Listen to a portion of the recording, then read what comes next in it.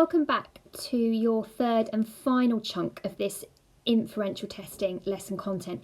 Now listen, remember, this is all very theoretical. Everything that I'm delivering right now is kind of headline theory, and it may be hard for many of you to kind of process that until you're actually doing it in action. So bear with us. The whole point of these is so that you've got a recording of us talking through the content, but we'll be doing lots of worked examples together, lots of practice, and certainly in Psychology Clinic doing worked examples together as in teams as well. So you may recall from last lesson that we were looking at probability values. So the idea that when we pick an inferential test, which we know how to pick inferential tests now because we've been through that lesson, we get our test data in and we look at our result, our effect size. And that's known as an observed value. And we judge it against a p-value to know how confident we are that our effect is not beyond those chances, it is beyond those chances of error, and that we've found something significant. Now, sometimes that can go wrong, and what I'm going to introduce you to today is errors and types of errors.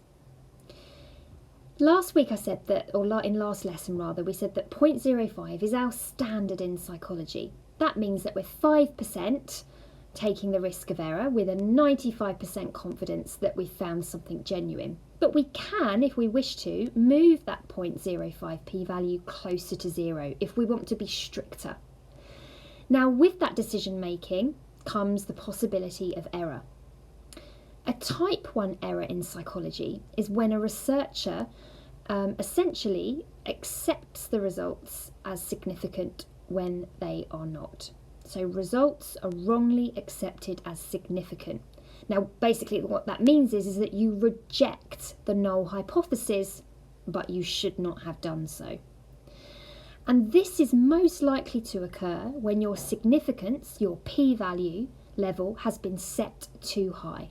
In other words, if you stick at a p-value of 0.05, you are most likely to commit a type 1 error. Now, if you decide to make your p-value a bit stricter, you then become more likely to essentially commit to a type 2 error. This is when the results that we receive, the observed value, are wrongly accepted as non-significant. In other words, we accept the null hypothesis when maybe we should have rejected it. And this is when we start to set p-values that are closer to 0. You're kind of 0.01, you're 0.001. And when we start to set those significance really low, in other words, we're being really strict and we want to make sure that there's only a tiny, tiny possibility of error and that we're nearer to 99.9% sure that we're accurate, there is, of course, the risk that you might end up thinking you've not found something when maybe there is a trending effect that you've missed.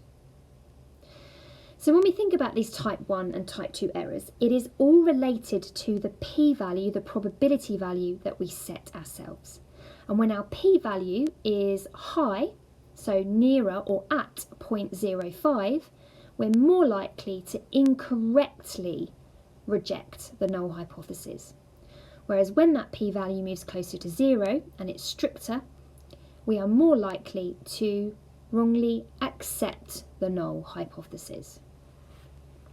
So if I put that into the context of an example, it may be that, for example, when you're looking at a pregnancy test might reveal that a woman is not pregnant when she might actually be. Or it may be that a pregnancy test reveals a woman to be pregnant and she wasn't.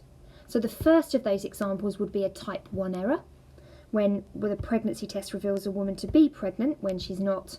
And the second to be a type 2 error, that a pregnancy test might say that there isn't a sign of pregnancy when it actually is. So these errors are all to do with our level of trust, our confidence in our initial test that we use and the p-value we assign to it. Now, the general rule here is that we need to strike a balance because there's always going to be a risk of error, a type 1 or type 2. So it's kind of trying to strike the balance. The stricter we are, of course, it means there's less of a chance of a type 1. But of course, with that increases your chance of a type 2 error. So often when we pick the 0.05, we're trying to strike a balance between kind of getting that, so we're not going higher. So if we went higher than 0.05, like nearer towards 1, I mean, we'd be in serious chance of a type 1 error. But of course, as we move closer to 0, the type 2 is true. So using that 0.05 really is key in psychology for making sure that we never go below that kind of, or never move beyond that 5 versus 95% combination. One of the most useful ways of trying to reduce the chance of a type 1 or indeed a type 2 error is to make sure that we use large sample sizes. The more we increase our sample size, the more we reduce our chance of a type 1 or type 2 error. I just want to point something out here, which is well worth all of you noting, is that in the exam, do pay attention to whether in the content it says P equals or P is less than or equal to. If a P value, as you can see on screen currently, is less than 0.05 or more than, if you're looking at that, pay attention to that, because if it's a P equals, you've got to make sure you're using your language appropriately. So quite simply, if you see a P value that says P equals 0.5 and you're asked to describe what that means, you should say that P is equal to 0.5 and therefore there is a 5% chance of error and 95% chance that we've got a confident, accurate result. However, if the p-value is what you see on screen and it says p is less than less than or equal to, then use that terminology in your language so that we are confident that we're going to have a 5% risk of error and 95% confident that we found something that is true. If you only see a p is less than with no equal to sign, then use that language, that the p-value is less than a 5% risk of error. So make sure that your language, in other words, your language tallies up to the sign that you can see in the examination script. Okay, we're almost there, guys. We're about to hit the finale, the final bit, where we decide whether we've definitely found something significant and how we write it up. So you know so far, let's pause to reflect, how to pick a test. So difference or relationship, level of measurement, type of design. That gets you to your test. Once you've got to your test, you then get given a result, an observed value. That is your outcome from running your test. And remember, I said that you're not going to have to calculate those sums for all 8. Only in one case will you have to do that, and I'll talk about that a bit later. So you're presented with an observed value and you're given a p-value to judge it against. But there is one final step to bring this all together, and that is that we need to look up a critical value from a standardized table in order to know whether comparing our result, our outcome, our observed value against a critical value, whilst considering our p-value, results in a final confirmation that we've found something that is statistically significant. Now, to be fair, guys, the only way for you to really get this, because I'm sure it's sounding very wordy right now, is to just give a worked example a go. And we're going to be looking at some in a second. But let me just give you some headline information before we do so. Critical values tables are standard versions of, across all different types of subjects, maths, science, psychology, there exists standardized tables of critical values that help us make judgment about whether something is significant or not.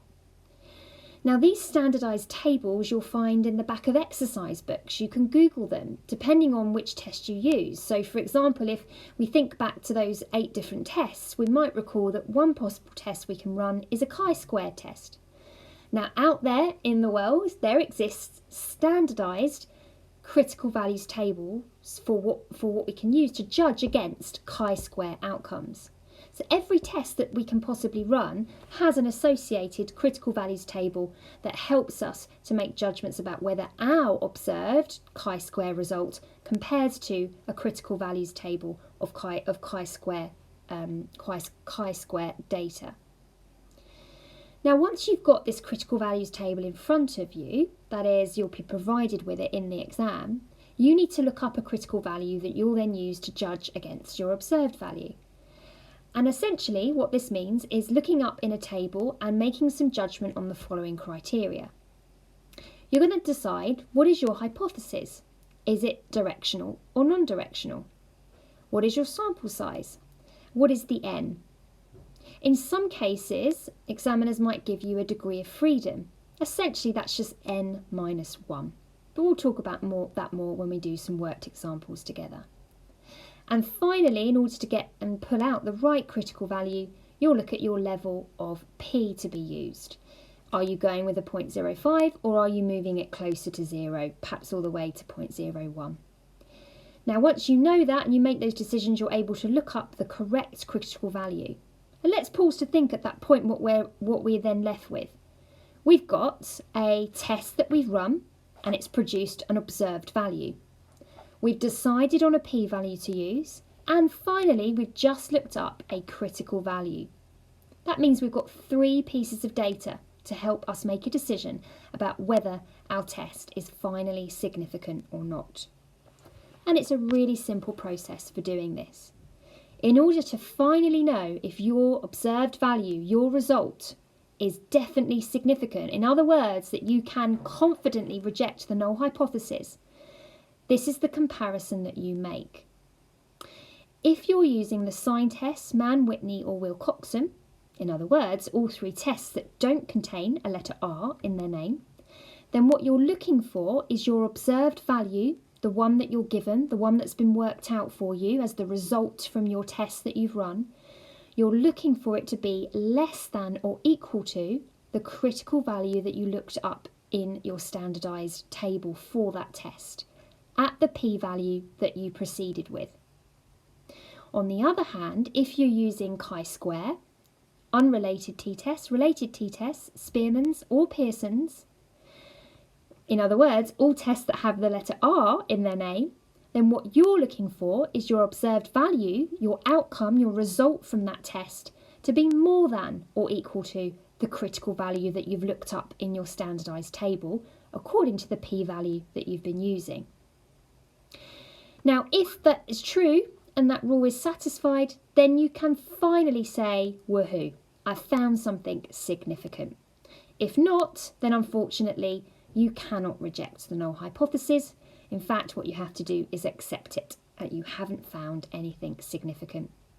Now, the good news is, guys, is that although my revision tip there is that if there's an R in the name of the test, it's the more than way round, and if there's not an R in the test, it's the less than, you will always, without question, be given this rule in the exam paper. It will be at the bottom of the critical values table that you're given. So it will always say must be more than or must be less than. So you don't actually need to memorise that rule, but it's really important you understand how to apply your understanding of that rule as we've just discussed. Okay, so lots of information for you to digest in this final 3rd step of inferential testing, and I get it, it all seems very theoretical at the moment, so we've just got to put it to the test. Just a final tip before we start to look at some worked examples together. When you do use a critical values table, it is important that you remember that in that critical values table, you're going to have to be making judgments. That is, what is the p-value? Is it a directional or non-directional hypothesis? And what's your sample size? And just to point out the difference between N and DF. DF is more often than not just N minus 1. But if you're given DF rather than N, don't panic. There'll be clear guidance in the script as to whether they want you to look at the DF or the N. It's also highly recommended that you have a look in your green research methods booklets at the symbols table that you've been provided with, because sometimes in the exams, rather than writing out the full name of a test like chi-squared or Mann-Whitney, the examiner will actually use a sign for it. So each of those tests comes with an associated sign. For example, for example, the chi-squared test, if you have a look, looks like essentially a curly X with a square there. And it may be that your Wilcoxon test looks like a T equals. So and your Pearson's and your product moment might be R equals, and your sign test will be S equals.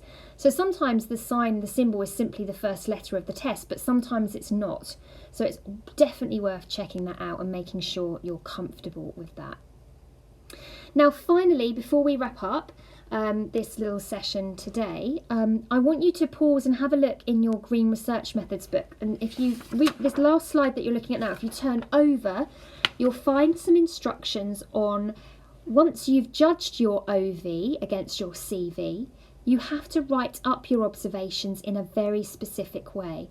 And what I've produced for you there is a little handout on, is it significant? Explain your answer. And basically what that is asking you to do in that handout is to structure and layer your response. So notice I've put in red, then green, then blue, 3 different layers that you're supposed to adhere to, and then I've done an example of how you would write up your results underneath. It is absolutely essential that you conform and comply to this particular way of writing up your results in the exam. Well done. Lots of theory on inferential testing. We now need to get stuck into some of the exercises that I've produced for you to try and start putting some of this theory into practice. And it will eventually click. It will eventually, you'll have that aha moment. But the only way to get there is to practice. If you just listen to these lessons and think you've got it, you're in trouble. Yeah, so let's get stuck into some practice questions together. Well done, guys. That wasn't easy.